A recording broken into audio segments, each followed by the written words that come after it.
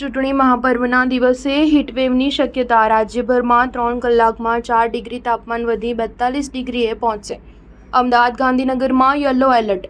આજે ગુજરાતમાં લોકશાહીનો સૌથી મોટો પર્વ મનાવાય છે. ગુજરાત લોકસભાની 26 બેઠકોમાંથી 25 બેઠક માટે મતદાન પ્રક્રિયા હાથ ધરાઈ છે, જેને લઈને ગુજરાતીઓ આગામી 5 વર્ષ માટે ઉમેદવારનું ભાવિ ઈવીએમમાં કેદ કરી રહ્યા છે. ત્યારે ગુજરાતમાં જુદા જુદા શહેરોમાં મતદાન મથકો પર મોટી સંખ્યામાં મતદારોની લાંબી લાઈનો જોવા મળી રહી છે. આ વચ્ચે હવામાન વિભાગ દ્વારા રાજ્યમાં ગરમીનો પ્રકોપ યથાવત રહેવાની આગાહી કરવામાં આવી છે. મધ્ય ગુજરાત, સૌરાષ્ટ્ર, કચ્છ અને દક્ષિણ ગુજરાતના કેટલાક ભાગોમાં મહત્તમ તાપમાન 40 ડિગ્રીથી વધુ નોંધાય છે તેવી શક્યતા હવામાન વિભાગ દ્વારા વ્યક્ત કરવામાં આવી છે. ગુજરાતમાં લોકસભા ચૂંટણીને લઈ ત્રીજા તબક્કામાં મતદાન થઈ રહ્યું છે, ત્યારે ખાસ કરીને મધ્ય ગુજરાતના કેટલાક ભાગોમાં એટલે કે અમદાવાદ અને તેની આસપાસના વિસ્તારોમાં મહત્તમ તાપમાન 42 ડિગ્રી સેલ્સિયસ સુધી પહોંચી શકે છે. ઉલ્લેખનીય છે કે ગઈકાલે અમદાવાદમાં મહત્તમ તાપમાન 40 ડિગ્રી જ્યારે ગાંધીનગરમાં મહત્તમ તાપમાન 42 ડિગ્રી સુધી પહોંચ્યું હતું. સૌરાષ્ટ્ર કચ્છમાં પણ મોટાભાગના જિલ્લાઓમાં મહત્તમ તાપમાન 40 ડિગ્રી સુધી પહોંચ્યું હતું. છેલ્લા 24 કલાક દરમિયાન સૌરાષ્ટ્રમાં ભાવનગર અને અમરેલીમાં રાજ્યનું સૌથી મહત્તમ તાપમાન